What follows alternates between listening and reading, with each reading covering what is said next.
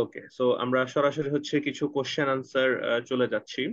একজন ভাই জিজ্ঞেস করেছেন যে স্টুডেন্ট ভিসার জন্য আইএলটিএস কি ভার্সিটি রিকোয়ারমেন্ট নাকি হচ্ছে এমবাসি রিকোয়ারমেন্ট, এটা একটু জানতে চেয়েছিলেন উনি। এটা আসলে খুবই ইউনিভার্সিটি স্পেসিফিক। কোনো ইউনিভার্সিটি সরাসরি আইএলটিএস চায়, কোনো ইউনিভার্সিটি টোফেল চায়, অনেকগুলো ইউনিভার্সিটি জিআরই চায়, কোনো ইউনিভার্সিটি সরাসরি জিআরই চায় না। অনেকে ওয়েভ, স্পেশালি প্যান্ডেমিকের পর অনেকে জিআরই ওয়েভ করে দিয়েছে, সেটাকে আর নতুন করে লঞ্চ করেনি। সো এটা আসলে এন্টায়ারলি নির্ভর করে সেই ইউনিভার্সিটির ইনস্ট্রাকশনস কি। তো ইউনিভার্সিটির রাইট। ডেফিনেটলি তাদের যে ইন্টারন্যাশনাল স্টুডেন্টদের যে রিকোয়ারমেন্ট আছে সেখানে খুবই স্পেসিফিকলি বলা থাকে যে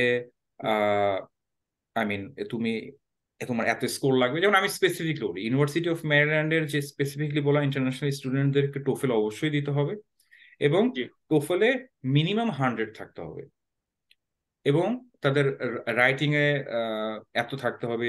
মানে এটা স্পেসিফিকলি বলাই থাকে। হ্যাঁ, কিন্তু অনেক ইউনিভার্সিটি থাকে যারা এই জিনিসটাকে আসলে ওভাবে স্পেসিফিকলি বলে না। হুম। কিন্তু জি।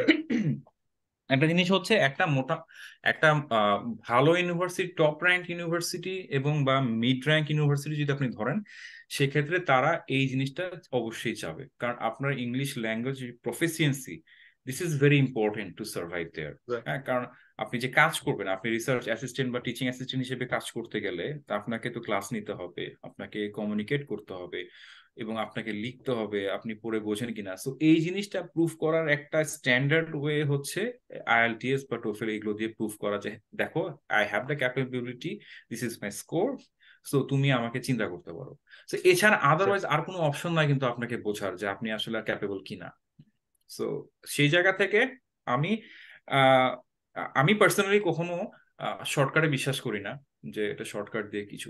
আমার মনে হয় যে আইএলটিএস দেওয়াটা এই জন্য জরুরি, শুধু নট ফর স্কোর, আপনার পার্সোনাল ডেভেলপমেন্টের জন্য খুবই জরুরি। হ্যাঁ, কারণ এই এক্স্যাক্টলি। প্রসেসটা যখন আপনি যাবেন, আইএলটিএস টোফেল বা জিআরই, এই প্রসেসটা আপনার সেলফ ইমপ্রুভমেন্ট হবে, হুইচ ইজ রিকোয়ার্ড। আপনার score is not important here, কারণ আপনি স্কোরটা পাওয়ার জন্য আপনি যে ফোরটা দেবেন, সেখানে যে আপনার যে অ্যাডভান্সমেন্টটা হবে, ডেভেলপমেন্ট হবে, সেটা আপনাকে গ্রাজুয়েট প্রোগ্রামে যাওয়ার জন্য আপনাকে হেল্প করবে।